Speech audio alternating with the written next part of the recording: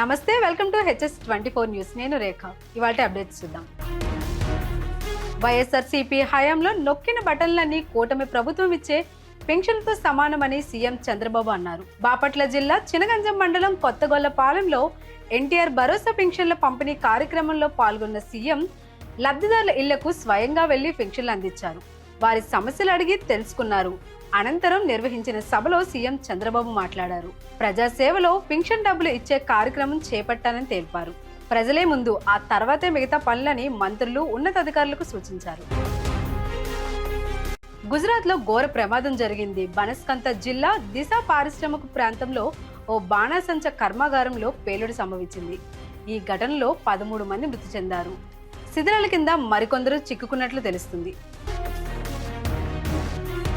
పంజాబ్ కు చెందిన ప్రముఖ క్రైస్తవ మత బోధకుడు, social media influencer Bajinder Singh కు అత్యాచార కేసులో జీవిత ఖైదు శిక్ష పడింది. 2018లో ఓ యువతిపై లైంగిక వేధింపులకు పాల్పడినందుకు గాను ఇటీవల అతన్ని దోషిగా తేల్చిన మొహాలీ కోర్టు తాజాగా జీవిత ఖైదు విధిస్తూ తీర్పులు చెప్పింది. అలాగే ఈ కేసులో నిందితులుగా ఉన్న మరో 5గురిని న్యాయస్థానం నిర్దోషులుగా తేల్చింది. ఏపీ సిఐడి మాజీ చీఫ్ సంజయ్ కు సుప్రీంకోర్టు నోటీసులు జారీ చేసింది.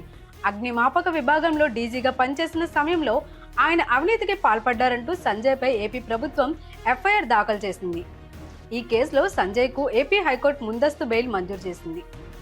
అయితే హైకోర్టు తీర్పును సుప్రీంలో ఏపీ సర్కార్ సవాల్ చేసింది. దీనిపై జస్టిస్ అమానతుల్లా, జస్టిస్ పీకే మిశ్రాలతో కూడిన ధర్మాసనం విచారించింది. సంజయ్ బెయిలును రద్దు చేయాలంటూ ప్రభుత్వం తరపున న్యాయవాది వాదనలు వినిపించాయి. కౌంటర్ దాఖలు చేయాల్సిందిగా సంజయ్ కు సుప్రీంకోర్టులో నోటీసులు ఇచ్చింది. 4 వారాల్లో ఈ నోటీసులకు సమాధానం చెప్పాలంటూ తదుపరి విచారణను నెలాఖరుకు వాయిదా వేసింది.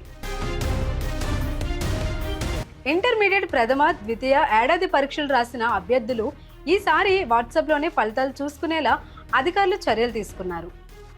ఇప్పటికే అన్ని పరీక్షల ఫలితాలను వాట్సాప్లోనే విడుదల చేయాలని ప్రభుత్వం నిర్ణయించింది. అందులో భాగంగానే ఇంటర్ ఫలితాలను కూడా ఇదే విధానంలో విడుదల చేయబోతున్నారు. ఏప్రిల్ 12 నుంచి 15 తేదీల మధ్య ఇంటర్ ఫలితాలను విడుదల చేయబోతున్నట్లు తెలుస్తుంది. వివాదాస్పద ఆధ్యాత్మిక గురువు నిత్యానంద చనిపోయినట్లు ఆయన మేనల్లుడు సుందరేశ్వర్ ప్రకటించడం చర్చానీయాంశంగా మారింది. సనాతన ధర్మాన్ని కాపాడేందుకు ఆయన ప్రాణత్యాగం చేశారని చెప్పారు. అయితే కేసుల నుంచి తప్పించుకోవడంతో పాటు ప్రజలను ఏప్రిల్ ఫుల్ చేయడం కోసం నిత్యానంద ఈ వదంతులు వ్యాప్తి చేస్తున్నట్లు ప్రచారం జరుగుతుంది. దీనిపై స్పష్టత ఇంకా రావాల్సి ఉంది. ఉగాది సందర్భంగా చెన్నైలో శ్రీ కళాసుధా తెలుగు అసోసియేషన్ ఇచ్చిన అవార్డుల్లో దేవరాకు బెస్ట్ సినిమాటోగ్రఫీ అవార్డు వరించింది. ఈ విషయాన్ని Devara photography director Rathnavelu tweet చేశారు.